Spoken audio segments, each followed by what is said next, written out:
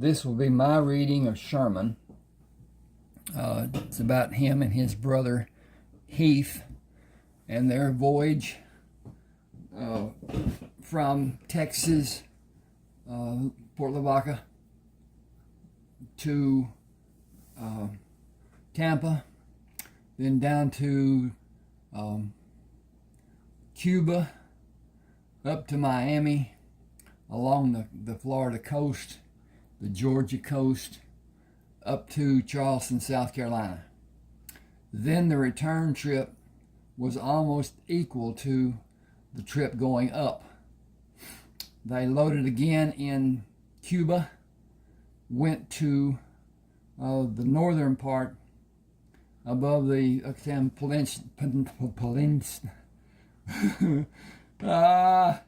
get this straight here in a minute. I'm looking at this 38 degrees down here on my computer. And the Yucatan Peninsula. Then they went on down to South America, and it will be explained from that. At any rate, here we go. This is chapter 1 of Sherman. Sherman left the Farmers' Bank of Victoria and walked up the street to the Hogshead Tavern, where he and Heath agreed to meet for lunch. A man near the wall at the fourth table raised his hand to gain Sherman's attention and stood for Sherman to see him. "Are you looking for Heath?" "Yes. We planned to meet here for lunch. Where is he?" "I am Jack Kelton." Heath went back to the dry goods store. It seems the young lady gave him too much change, and he is returning it. He came in and found the place full and stood at the bar for some time looking for a place to sit. I invited him to sit with me as my table had the only seats remaining. This is a very popular place to eat, and having drinks that are served as well makes it even more inviting. Please sit. Excuse me just a second. I need to check this, make certain it's all going the way it needs to be going, and it is. And so, Jack moved the chair away from the table to sit when Sherman sat in a chair away from the wall, facing Jack. "Heath will be back in a few minutes. He and I already ordered. We talked a bit. He told me you both have been educated in navigation and drilled in life aboard a ship. I am the representative for a ship owner, and I am in the unwanted position of having opposition from the shipmaster and the first officer. They are both lacking in deportment of their positions. The first officer spends more time in his cabin than on deck. He is a harsh disciplinarian. He leaves the ordering of duties to the second officer until he feels the need to scream at some unlucky soul. I have often wondered if he can read a map or actually navigate a correct course, or if he is just guessing and making corrections as it is needed. There have been so many near misses and complete failures. The ship does not sail into a harbor in a straight approach, but follows the coastline until it reaches the harbor. I believe the crew is overworked because he is so lacking, and it makes everyone surly. Then he punishes those men he believes are disrespecting him with a vengeance that is not needed in a respected officer. I do not feel he exercises intelligence in executing the position he holds, but he is the only person aboard ship who can claim to have experience in navigation. I have never seen him do a chart. If he does prepare one, it is done below decks and away from anyone seeing him do it." Sherman frowned. "I find it difficult to envision someone citing and calculating and not charting the following by checking the accuracy and by checking again in a few minutes and following by checking again inside an hour before he is assured of its correctness, even at night. How can you plot a course at night without using the sun?" "That determination is easily done with or without the sun, as determining time using the position of the sun of the heavens objects is easily done. There are variances, and it will determine how accurately navigation is done. An accurate course must be laid out in both instances and charted, followed by doing another sighting and calculation to check the accuracy of the first calculation. Otherwise, it is, as you said, just guesswork. Just as I had long thought it to be true, he does not do his work because he does not know how to do it properly or correctly. I will replace him when I have a qualified man, and I will savor doing it. I will absolutely love doing it. I will replace him after you take the position of second officer and command the deck. Will you take the position of second officer? Heath will be third officer, and the ship can be made right top to bottom. Sherman drew a line on the table with his finger. I will only if I have complete control without interference of someone less knowledgeable than me or Heath, and only if you will allow both of us to teach you to navigate by showing you practical application along with our writings. You might be able to take our writings and start navigating today, even without our help. A ship should always have more than one person navigating for the sake of safety. Part of the requirements for an English officer to advance in rank is the ability to accurately navigate. The Spanish are notorious for having several capable officers and going into battle with the loss of all of them as a result, leaving no navigator. My father rose from captive deckhand to commanding officer after such an occurrence, and he was rewarded with land grants in East Texas and here from the King of Spain. When can you be on board? I made a stipulation, not an agreement. Contracts for both Heath and me, scope of duties for both of us, privileges for us as well, payment in gold, and the ability to have my own equipment to use with spares ready in case they might be needed. I will go over the ship and suggest changes where it is needed. I will make changes as I see to be of benefit to the working of the ship and of the ship's crew. If it should be that conditions on the ship are intolerable, we will have written permission to leave at our discretion.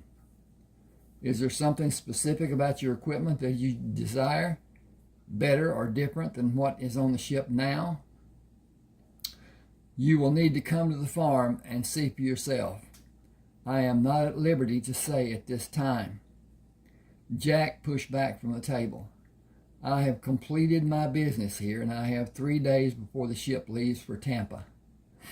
The equipment will be needed for us to come to terms that are agreeable for all of us. Not so much as you may think. I am the representative of the ship owner. I speak for Mr. Kalb. I have authority to negotiate for him. We are already in agreement of the need for competency, and I believe both you and Heath are competent. Sherman looked at Heath making his way to the table. Heath does not want to command the ship. He will never discipline in a needed manner. He may pick someone up and throw him across the deck to get his attention and scare the daylights out of him, but he will guard against ever physically hurting another human. I operate under the belief that a person should have, this is Heath speaking. I operate under the belief that a person should be exactly what he asked for, should have exactly what he asked for. Heath pushed on Sherman's arm. Let me sit there. Okay. That was not Heath speaking. I'm sorry.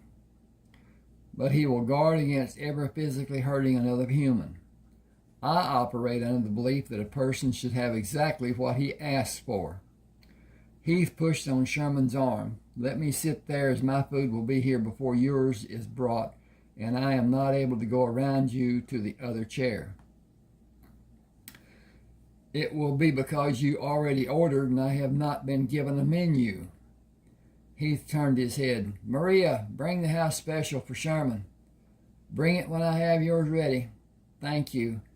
He sat in the chair Sherman vacated. Excuse me, the squeaky wheel gets the grease. Sherman spoke to Jack. "The baby brother wants to eat." Heath responded, "You know how busy they get. I know they are not happy because you are not cooking for them as you usually do. I have found interesting conversation with Jack and could not contribute my culinary services. When are we going to leave?" Sherman eased his chair back. "You are ready to go, I suppose, by the composition of your response. I believe the times dictate a change, and I believe we have found a friend and a co-conspirator." That was Sherman talking. Back to Heath. "An accomplice in nothing but good deeds, with a mixture of spicing." Yes, with a mixture of spicing. Should have a yes. Jack looked at Heath and back at Sherman. "You two are going to get me in trouble." Heath held Jack's shoulder and rocked him back and forth several times.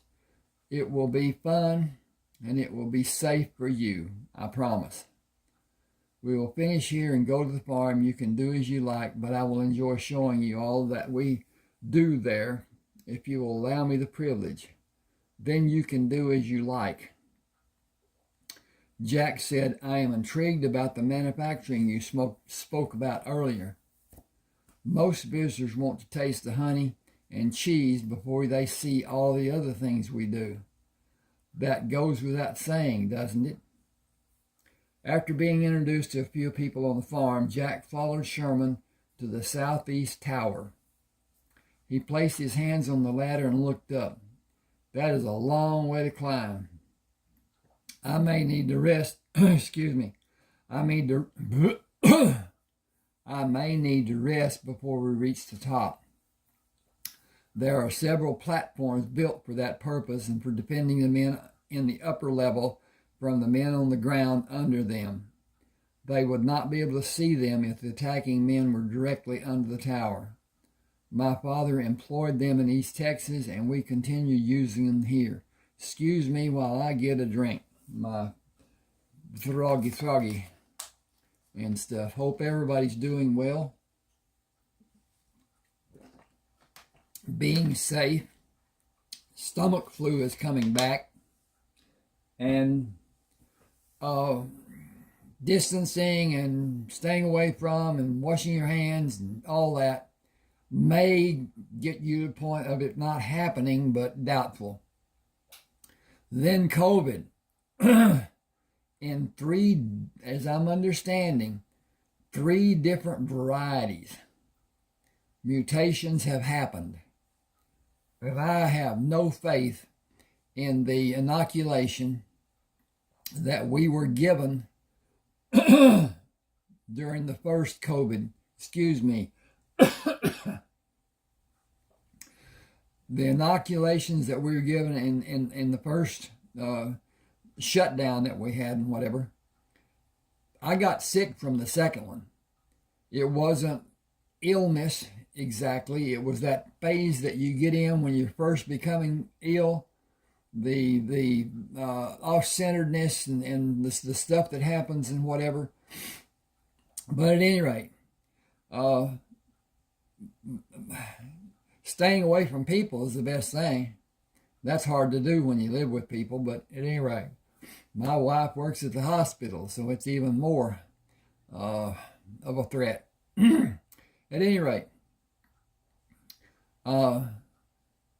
Jack then says, "I would like to have known him," speaking of Joshua, "I would like to have spent time with him and been able to know him. After a fashion, you already know him. Heath displays so much of his characteristics, and I do as well. My stepmother, along with my 2 sisters and father, were killed before we came here. I am sorry for your loss and for theirs.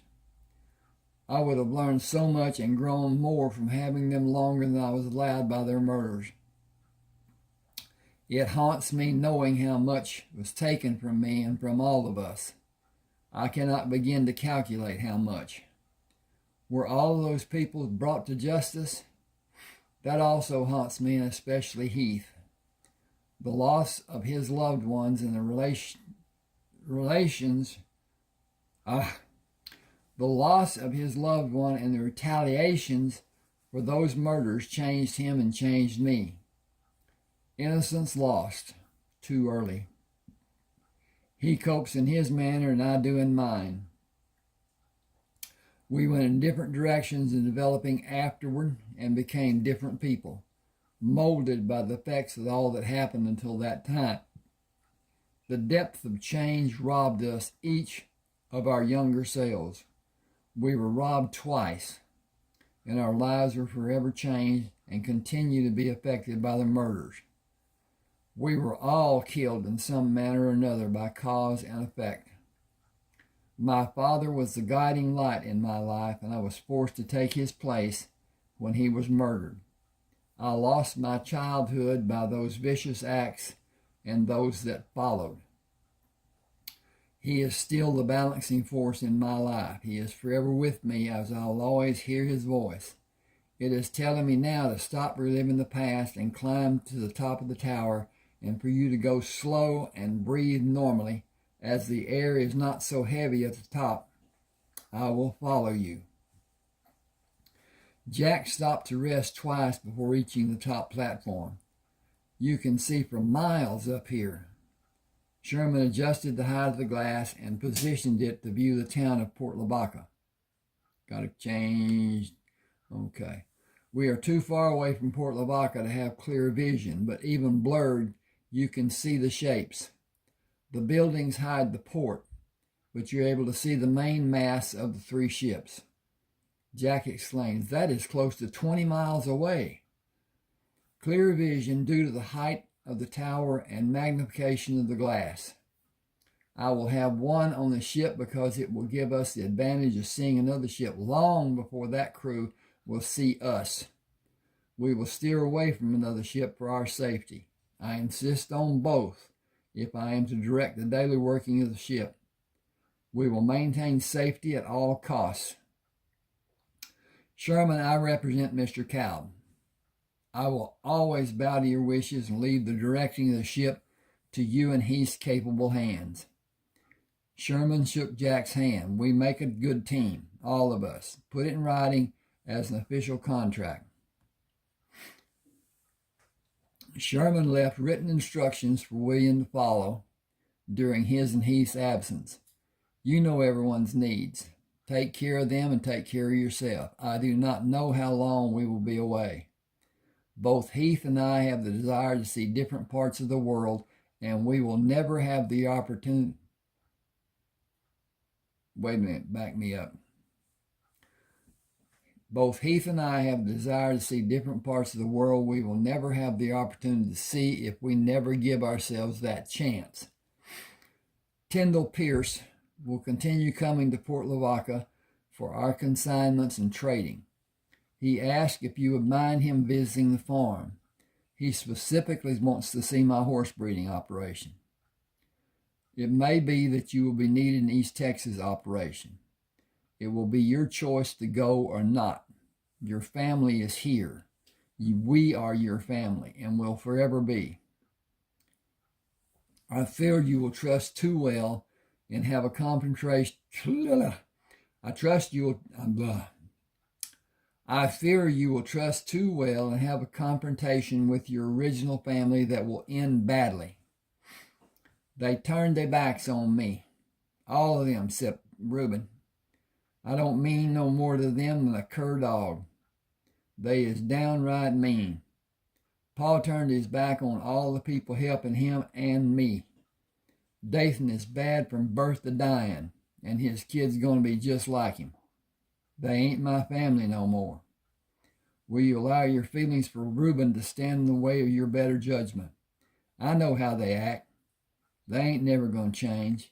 I ain't going around them no more. It is my profound wish that you do not see them and that you protect yourself. Don't worry yourself. I ain't hankering to leave no widow. Bad enough you leaving, carrying on about me being safe and you going off on some ship in the ocean water. How safe do that be? I will be safe, and so will Heath. That be what all people says until they start playing in the fire. Sherman smiled. We are not playing with fire, just water. William frowned. Way I see it, that'd be worser. Men got legs, ain't got no fins. Chapter 2. I'm going to check on this since it's the time that I'm looking at on that clock. Okay. Men standing in a single file near the gangway began walking away from the ship. Showing his anger, a man wearing a large Mexican sombrero said in a loud voice, "When the master comes back." That's a laugh. You been hitting that rot gut again? When we've been here 2 days waiting on him. Time to go to Corpus. More ships down there.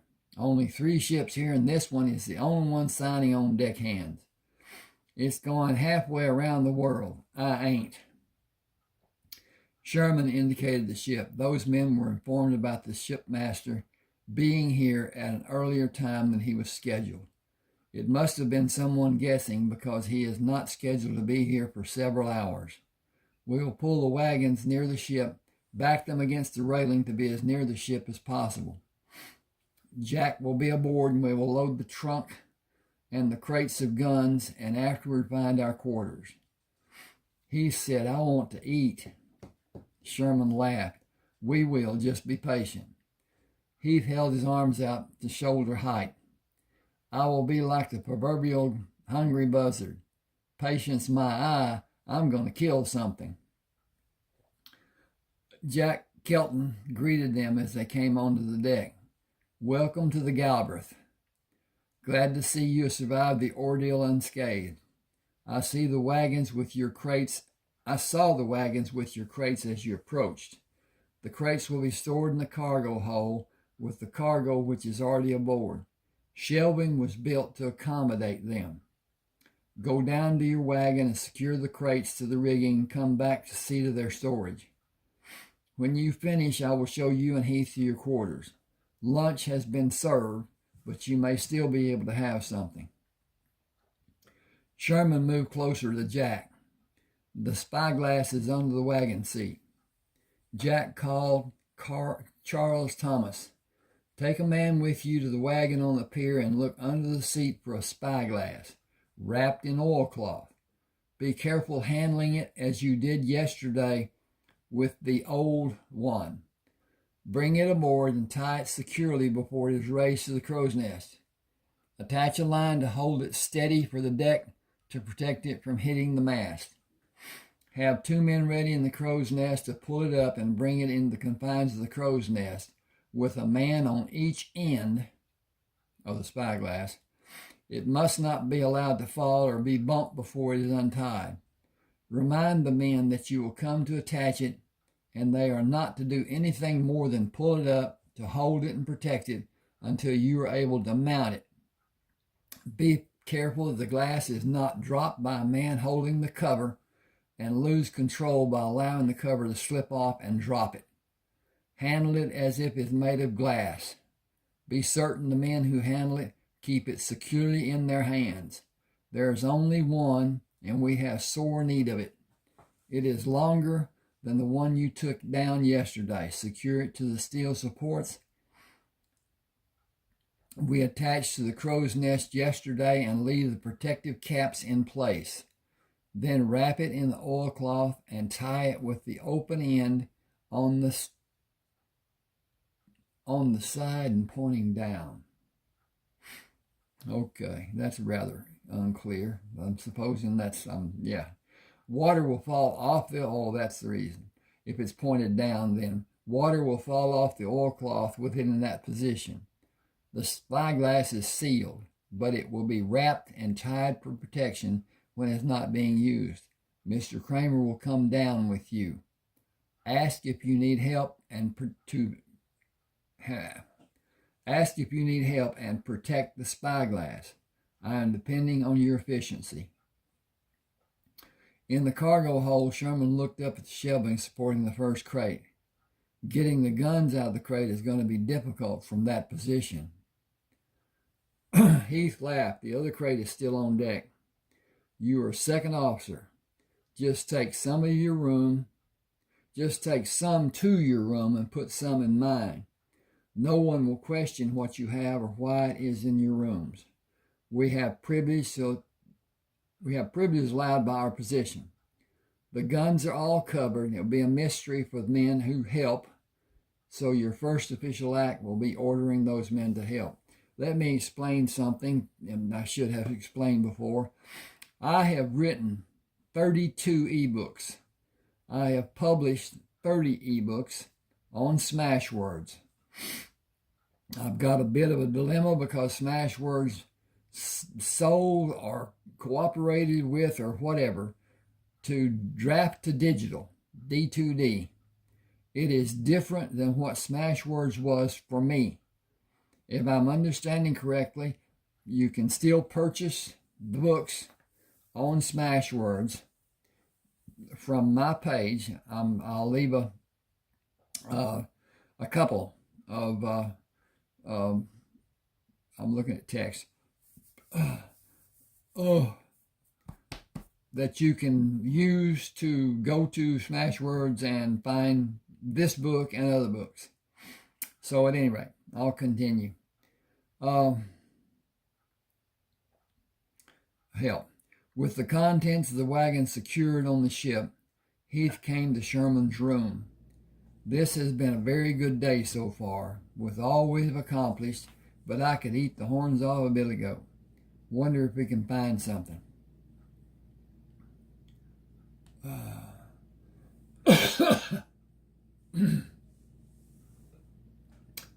I do not wonder, as it been several hours since we last ate.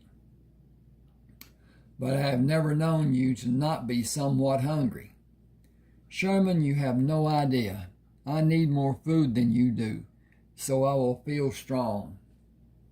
Sherman laughed. You've always been strong, even when you were a baby. You would hold an object the women could not take from you.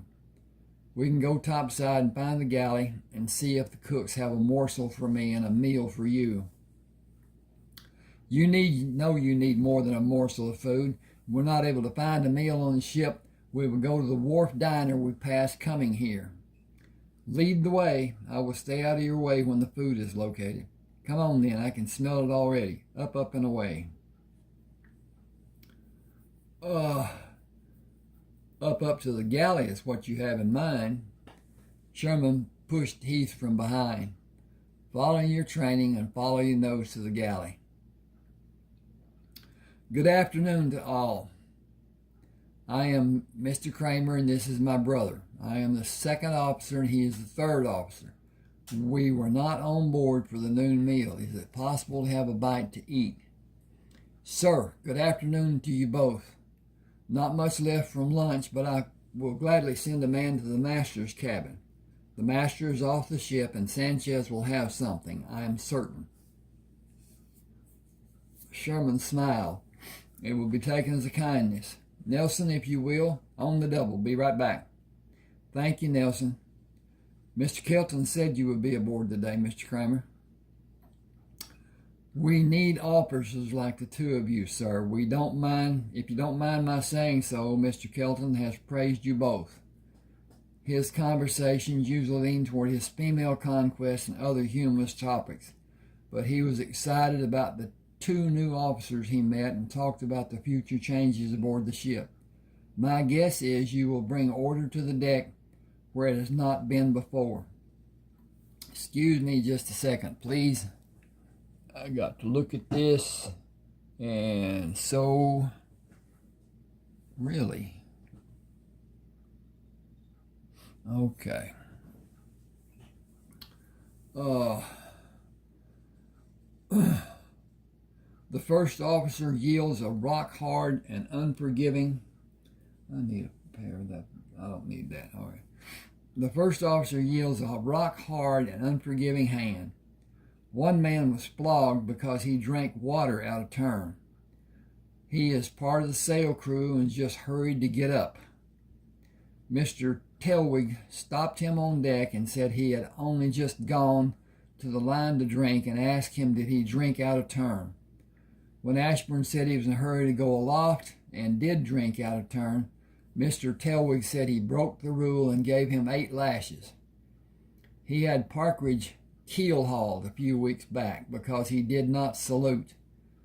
He has not been the same since that happened. Stays to himself and frets. Said he wanted to go to the loft and never come down.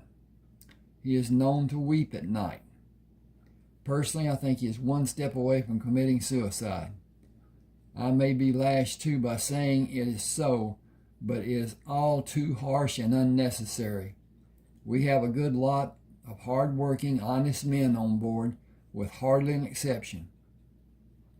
He held his hand and shook Sherman's hand, then Heath's. My name is Ned Carson, sir. Be glad to serve you in any way you may need me. I run the mess, but I'm not a very good cook, so I leave it to those who are more able. Mr. Carsden, that is information I'm glad to be aware of. Is coffee available? Yes, sir, but you can't call me mister. I'm no officer. You have qualities that I respect: honesty and caring and intelligence and leadership. I imagine all the men look to you for help. Where were you educated? A small college in Ohio, sir. How did you know, sir? Sherman smiled. A greater need for your talents may be somewhere outside of the galley. I will address you with respect by use of Mr. as I consider a sign of respect. I need all hands to be aware that I am as you are, honest and caring, but also commanding. I won't help with evaluating any hand who is aboard who is less than desirable to be near. Not as a personal preference, as that would leave us all on the wharf.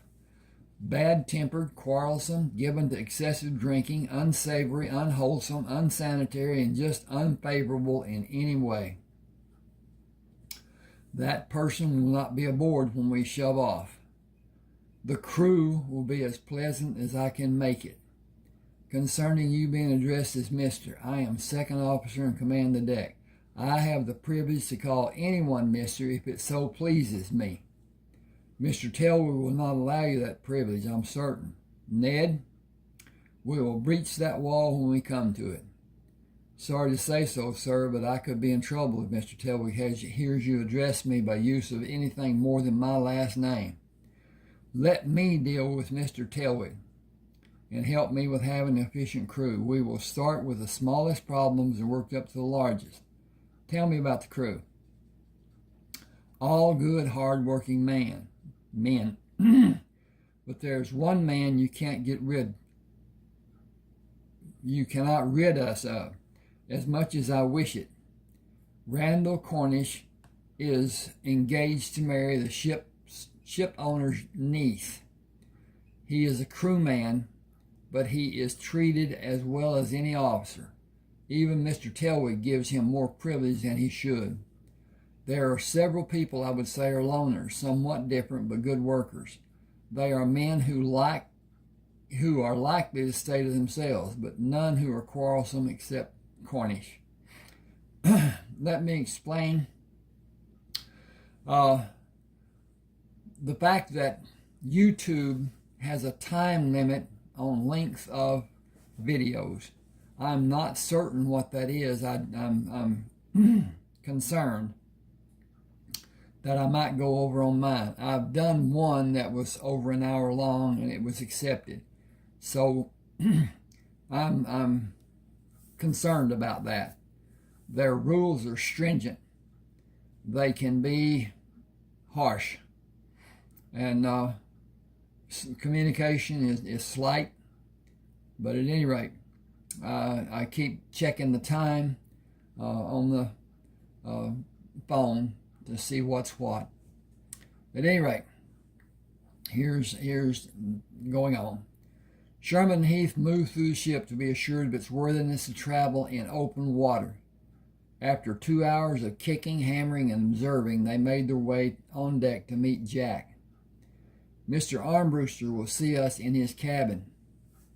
Randall Cornish lounged in a chair with one leg thrown over the arm of the chair, talking to the master, and continued talking until Jack interrupted.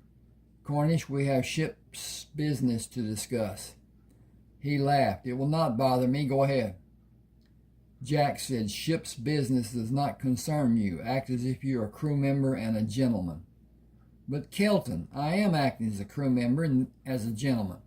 I am soon to be a member of the family, so I am interested in this ship's business. Just go ahead." "You may become a member of the family, but it will not give you privilege to business of the ship today. Leave or I'll have you removed." Cornish stood and started toward Jack as Sherman stepped in front of him. "You have our permission to leave now before there's a problem." "Who are you to tell me what I can or cannot do?" "I am your superior as I'm second officer. I am telling you what to do, and I always tell you what to do, especially when you overstep your boundary. You have done that now, as you are out of place here in an officers' meeting." Cornish stepped back from Sherman. "We will see how this will be handled when Telwig is back aboard." Sherman said, "Do you mean Mr. Telwig? You are subordinate to everyone in this room, and insubordination and insolence will not be tolerated. Leave or I'll put you in irons." Cornish looked at Shipmaster Armbruster for intervention, and anger showed in his realization that he will not have help as Armbruster unfolded the manifest list and looked away from Cornish. He left the cabin and slammed the door, going out. Jack turned to Armbruster. "You have rank in this ship, but you entertain a crew member in your cabin and allow him to believe he has privilege. It must stop. He will soon be a family member, and I want no trouble with Mr. Alistair Calb. You will refrain from speaking to me about the matter further. He is to be allowed all considerations afforded a Calb family member within reason. We are not protected from his future family, and is known to be soon a member. His treatment is understood by the crew, and it does not cause any disruption of the routine of the ship. Let him do as he will, and concern yourselves with your duties. Mr. Kramer, both you and your brother were not of my choosing, but available officers are hard to find. All the lower ranking officers left for another ship when we reached port. They were replaced in part. We need you, so I agreed to your coming aboard. I want no problems from you. Mr. Telwig will see to all ship's business, and he has responsibility for navigation. You will command the ship's crew together. Divide the responsibility of each as you wish, but make it absolutely clear to the crew which of you they will look to for guidance. I run a tight ship. You will each do the same." Sherman said, "That is understood, sir. Finally, an officer I can rely on for understanding. That is a rarity of late. See to your duties, then. The ship will leave in a short time." The heater's working. Sherman, Heath, and the other officers stood on the deck facing the crew.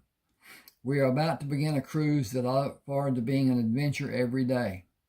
I am second officer, and this is third officer Heath Kramer. As we are full brothers, my name is also Kramer. That proves to be a dilemma, and I have a solution for the problem. I am to be addressed as Sir or Mr. Sherman, and my brother will be addressed as Mr. Heath. Calling us Mr. Kramer is confusing and might prove to be dangerous. We are all grown men. I expect to see each of you conduct yourself as a responsible and caring individual. We will be aware at all times and be aware of our shipmates and see to each and every crew member's safety. I will stress this issue every time I address you as a body. We will instruct each other in all appropriate needs, whether it is related to our work or learning in an academic sense or for safety, particularly safety. If you see an incident where someone is going to be injured, please act or call out to that person. And if it is an officer, do as you would one of your crewmates. I would rather have safety than courtesy or respect shown. Are we clear on my meaning?" Hollister asked. Can we grab an officer to, excuse me, can we grab an officer to pull him away from danger? Let me be clear to the point of being ridiculous. If you see someone in danger or going to be in danger, where calling out to the person will not be sufficient, do as you said and grab him. When you act in that manner, he will be startled. Tell him in a voice loud enough to be heard by all who are near that he is in danger by speaking one word, danger. Afterward, explain. I know the order is for it to never happen. My order is that any one of my officers in danger, I want action to be taken or help or even save us. Taken to help or even save us. We have rules to govern how we act, but we are not military, and we are all just men. We can all be distracted or may not be paying proper attention to some circumstances or occurrence. Hollister continued, we are not allowed to lay a hand on an officer, sir. If I'm about to suffer some form of harm, even if it's simply fall on my behind, please do as I ask and help me. If it is my brother, will several of you try to help him? Both the crew and officers laughed at Sherman's reference to Heath's size and laughed again when Sherman said, it may be that one of you is in danger if you act to help him on your own. The different crews have been assigned, and that list is posted in the mess. We will operate with the understanding that each of you may have special talents which may be better used in another capacity than your original assignment. Go to the mess and have one person read the name of the crewman and tell what his post is. Come back on deck and we will sort out how all of us may best be served. Sherman addressed the crew when they returned to assemble on the deck. First, I want a show of hands by anyone who is not comfortable going up to manage the sails, or if you are in that crew. It is no disgrace and not cowardice. Many people who are able to climb are not adept at certain heights or in the wind or if the ship is in heavy seas. I enjoy being aloft, and if you're not able to find me, please look for me there. I will often relieve one of the lookouts, both to help in that manner and to have a better view of the water around us. Down to business. Since we're talking about up and down, is everyone securing the posting done for you? Trowbridge shook his head. I'm a cook and have a deckhand assignment. Sherman turned to Heath. How is that done? I'm not sure. Did someone read the crew assignment roster? Jameson has held up his hand. I read it, sir. Did you read the crew post assignments or the general quarters assignments? I read from the first sheet on the left. That clears it up, as the post assignments are on the right, where new postings will be hung as it is needed, and general quarters will remain hung on the left. I will go down with all of you to see what needs to be done after quarters has been dismissed. Sherman continued, that can be done after ship is underway.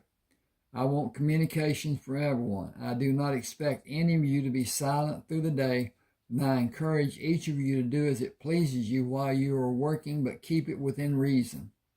Your officer will always be in an area you are in on deck. Look to him occasionally. The sail crew is given every freedom, and they conduct themselves with the decorum required for doing their job. Discipline will not be overlooked, but it will not be harsh if it is not warranted. I want a happy and healthy crew. If something is needed, you have my permission to speak to your officer about speaking to a superior officer. Follow the chain of command, but please save my brother from falling on his butt or worse, falling on me. At all times, use good judgment. The chain of command is placed to reduce confusion. Lack of communication is confusion. and we will concentrate on communicating first. All of us have duties. All of us are able to expand our knowledge of those duties. We are first men. Let us be honorable and help each other. Let us be human and recognize our need to improve. Let us work as a crew, united for the good of all of us. First, safety. Second, communication. Third, fulfilling the duty assigned to each man. I command and I have officers under my command to help me. You each have an officer or officers to direct and help you. Respect will be given both ways. We all need each other. We have orders to protect our basic needs, but there will not be more harsh punishment administered for minor infractions. Today, sail crews will drink to speed the deployment aloft. A second water barrel will be placed to also speed refreshment. There is no need for rationing as the time for traveling to Florida is short. Consider safety our major goal. All protocol and respect is second to safety. I am in charge of the deck and I will exercise and control this crew. None of you need fear me or any officer in our crew. Look around you. Every man standing with us is a brother. What extreme will you go to fight for your brother? We will act accordingly. I will need to have my attention centered on command, but exercise prudence and call out to me or Heath if there is a need. Life aboard a ship is difficult enough without fear. The only fear any one of us should have is missing a meal. The time has come to lower the boats and shove off. Excuse me just a second. Time to check this stuff. Okay, we got time.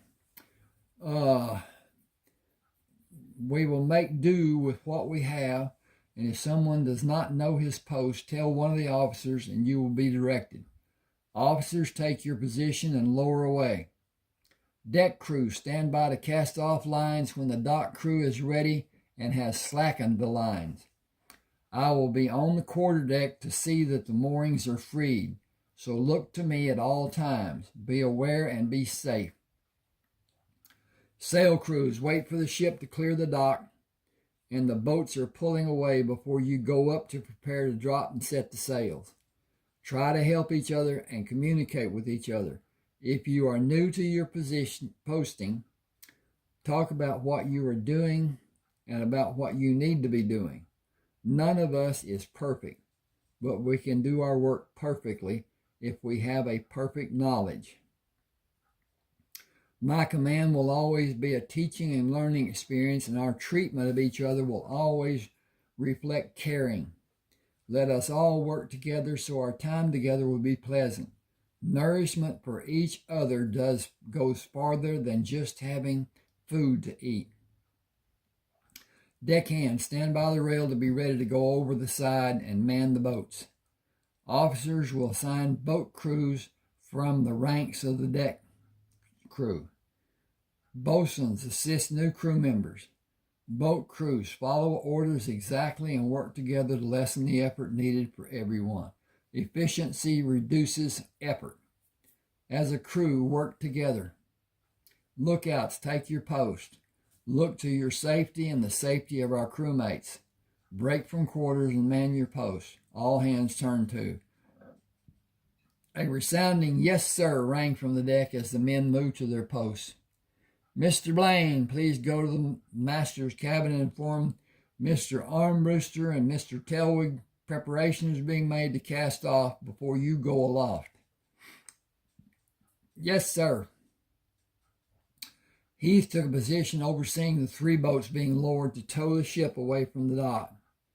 Sherman moved to the quarterdeck to supervise the lines being slackened by the dock crew to allow the crew of the Galwerth freedom to remove them from the chocks and drop the lines from the ship.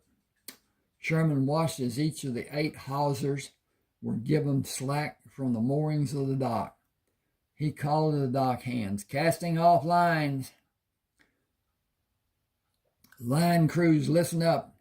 Cast off number 2 line. Cast off number 7 line.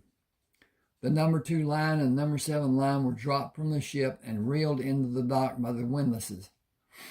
Sherman continued, cast off number 3 line. The dock taking in number 3 line suffered a broken lever as it was pulled to windlass the line in. Work stopped until a new lever was retrieved. Cast off number 6 line.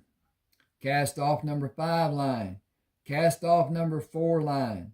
Cast off the stern line. Cast off the bow line. All lines cleared of the ship. Mr. Heath, order the boats. Heath shouted, boatswains to your helm, haul away all boats. Sherman called up the crow's nest, Mr. Blaine, do we have a favorable wind? Wind is in the starboard side, sir. Tell me when it is near our aft. Aye, sir. Sherman climbed hand over hand up a line to the top of the aft mainmast and sat with his legs on either side of the upper spar with his right foot looped in the netting. Wind is coming around from the aft, sir. Thank you, Mr. Blaine. Blaine jumped from surprise at Sherman being so near. Scared me out of 10 years' growth, sir. You were busy doing your job, Mr. Blaine. Carry on. Aye, sir. Sherman signaled Heath, who turned to the boats. Boatswains, back oars. Drop tow lines and turn your boats. Deckhands, pull in lines and stow all tow lines. As the third boat became clear of the water, he called, sail crews, man your post. Second officers aloft. Telwig hurried to the deck and shouted, Mr. Kramer. Heath was assisting the boat crewman returning to the ship and did not turn to face or salute Telwig. Heath also shouted, yes, sir. Telwig shouted, Mr. Kramer, you will damn well salute when I address you. I am busy helping the newer crew members, sir. I will salute you when they are all safely aboard. He shouted, report to me immediately. I'm a little busy, sir. Again he screamed, get over here now, Mr. Kramer. Sherman came down the line and stepped onto the deck. May I be of service, sir? I will have him disciplined for his actions. Sherman began walking toward Telwig. I was assisting the sail crew, was not on the deck. Perhaps we should address this problem quietly away from the crew. I want him disciplined. Sherman stood in front of Telwig. I will speak to you in the master's cabin. You think to give me orders, and without respect of addressing me as sir, you think to... You're on my deck and shouting at an officer under my command. I am the deck officer, and any request you may have will be at my discretion. Telwig shouted, I am your superior. I am not making a request of you. I am giving an order. I want him disciplined. Sherman took his upper arm in his hand and squeezed. Come with me to the master's cabin. Randall Cornish shouted, do you need assistance, Mr. Telwig? Without looking, Sherman said, restrain that man. Do not harm him, just stand in his path. Armbruster stood as Sherman pushed Telwig into the cabin and Randall Cornish followed. Armbruster asked, what is this? Telwig started to speak as Sherman said, Mr. Telwig does not understand the chain of command and as it applies to the working of the deck. He speaks to only me, and he will never again raise his voice to any crew member. He turned to Cornish. 2 days in the brig without food or water unless you quietly leave. Cornish looked at Armbruster, who had nodded toward the door.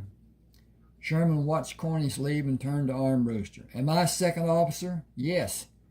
I could ask many questions, but I will simply defer to you and allow you to inform Mr. Telwig of his duties, and tell him to see to his duties and leave mine to me. Jack came in the cabin. I heard shouting on the deck. Was there an alarm? Sherman looked at Jack. That is the present problem. There was no harm, and our leaving port was going very smoothly for any seasoned crew. Ours is not seasoned, man or officer. Yet each man was performing admirably, except Randall Cornish, who seems to think he owns the ship rather than believing he's even a single duty. Excuse me. He will work as the other crew members do, or I'll put him on the board. Telwig shouted, you will not. Jack looked away and then while speaking softly. He is in charge of the deck. He is responsible for any discipline. Any orders for this ship will be channeled through Mr. Sherman Kramer. If either of you want Randall Cornish aboard this ship, he will be as he signed on, to work as every other crewman does. He is not a family member with privilege. He is simply a working seaman. He is a simple working seaman. We will have no special privilege. None. If either of you disagree, you can take it to Mr. Cobb when you see him next. I have wanted for the longest time to correct many actions I have seen done on this ship. I have just at this moment come to understand what will be best done for this ship and for my sanity. I stood by and silently watched things happen on this ship that will not happen again. A good man was treated inhumanely because he did not show respect and salute. He might have injured another man if he had stopped to salute. I am ashamed that I did not stop it when it happened. Tell you, your navigational abilities totally evade me. Your lack of concern for the men is barbaric. Your manner of directing men is deplorable.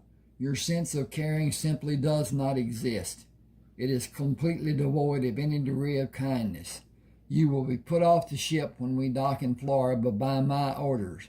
You are relieved of duty. Mr. Armbruster, you can follow him if you like. He raised his hand. Not a single word from either you or your boys to Florida will be spent under house arrest. Mr. Sherman, I believe your place is on the deck. I will join you after I take a few minutes here. Jack dismissed Telwig. You will have freedom of the ship with a personal assistant to be near you at all times. The ship should be in the port of Tampa in 3 days. I am going to report your dismissal as a preventive measure due to the threats to throw you overboard. Come on deck and Heath Kramer will assign your personal assistant. Do nothing that will require his reporting your action to me or Sherman Kramer. If it happens, your freedom on this ship will end, as your safety might also end. At one time, I believe Cornish was the most hated man on this ship. You have surpassed him in leaps and bounds, and I had a part in allowing it to happen. I will have no more. I will not allow you to cause harm to another poor soul on this ship. Sherman called the crew on the deck to gather near him. Just a quick word. I am first officer. Mr. Heath is promoted to second officer, and Mr. Telwood will leave the ship when we reach the port of Florida. Quiet now, no noise. We will celebrate later. See to your duties and follow normal routine.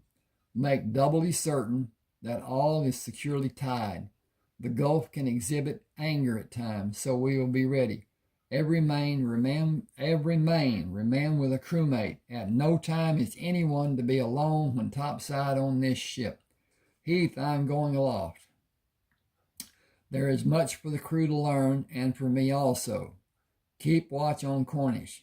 Tell Jack where I am for him to come up also, if he is brave enough to climb. Tell him to watch for fraying of the ropes. Heath asked, what will I do about Cornish? Nobody will stay with him. He will not allow anyone.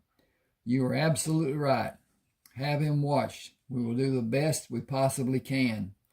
Jack came on deck and stood watching the crew busily working. He noticed the smiles of all the faces he saw as he walked across the deck. Smiling, he spoke to Heath. Busy hands make smiling faces.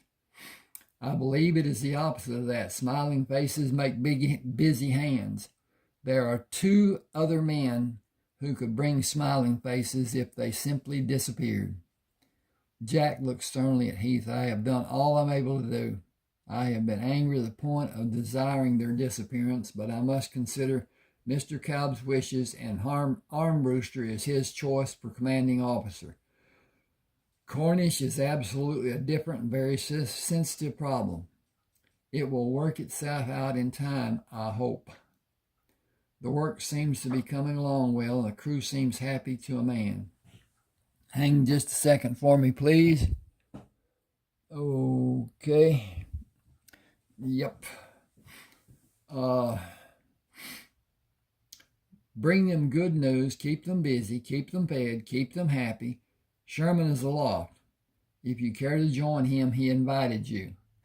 I wonder if my shoes are proper for climbing. Shoes are not worn to climb as they are too slippery. Stockings only. Many of the men wrap their feet for protection. That is one of the many reasons I do not go up. Jack was physically spent when he reached Sherman with the crew at the lowest sail. I need to do this often, as I'm not in shape to do it fast or well. This is my first time aloft to any height. I want to rest a bit and go on up. The view must border on majestic. Sherman said sunsets and photographs would be priceless possessions. A lesson, Mr. Kelton. Your hold is not correct. Put your arm through the netting. Looping it over to let it hang freely will support you and rest your hand. After you have rested, swing your body around the netting and place your feet through the web to stand with the rope above the one you will stand on against the shins of your legs, and rest your arms over the spar. Or straddle the spar and loop your foot nearest the net into the net. You will be in a position to allow your body to rest and strength to return. Always climb on the side of the net away from the sail so the sail can flap and not interfere with your climbing or injure you. There may be a need for you to have your hands free to do work or help a man. Stand on one foot and raise your lower leg to put it through the web of the net, and hook your foot behind the lower ropes to have the support of several ropes against your shins. Observe the men in the sail crew, and you may see some amazing things done in a routine day. Speed is of paramount importance for a crew member. Remember, there are no officers and there is no rank above decks for a sail crew. It is usual routine, and the wind dictates the need. When need is met, routine is another waiting game. Once sails are properly set and tied, the crew will descend because the weight of their bodies will hinder progress of the ship and efficiency of the sails. And it is okay. Jack asked, what are of the lookouts? Doesn't their weight hinder the action of the ship? Sherman swung his body to the off side of the net. Yes, but only to a small degree. They are there to keep the ship safe, and they are absolutely necessary. Near the shoreline, bars of earth and coral reefs are a danger. Rogue waves will be steered into, or the ship will roll and capsize. Or the ship might roll and capsize. A ship or boat not having a lookout and another ship not being attentive is a danger the ship must be made aware of. Once alerted, course change will be made and we will navigate away from the danger. Privateers operate in different parts of the oceans, and we will steer clear of them and run if it is needed. Open water is needed for it to be done. The lookouts are needed at all times for the safety of the ship. They are our first line of defense. They stand a 2-hour watch to help keep them attentively sharp and fully aware. I have several requests for you to entertain. I will promote Ned Carsden, who runs the crew's mess, to ensign. He will be in charge of ship stores and the mess. An officer should have that responsibility. The sails are not positioned to have peak efficiency. Moving the forward mainmast sails from the positions they are now in and placing rigging for extra sails will give the ship more speed. How can that be done? Extra sails may be a burden to the smaller masts, but the two mainmasts will support more sails and rigging them will be simple. Look at the positions of forward sails in respect to catching wind. The wind passes through both the mainmast sails at the same point, making the forward sail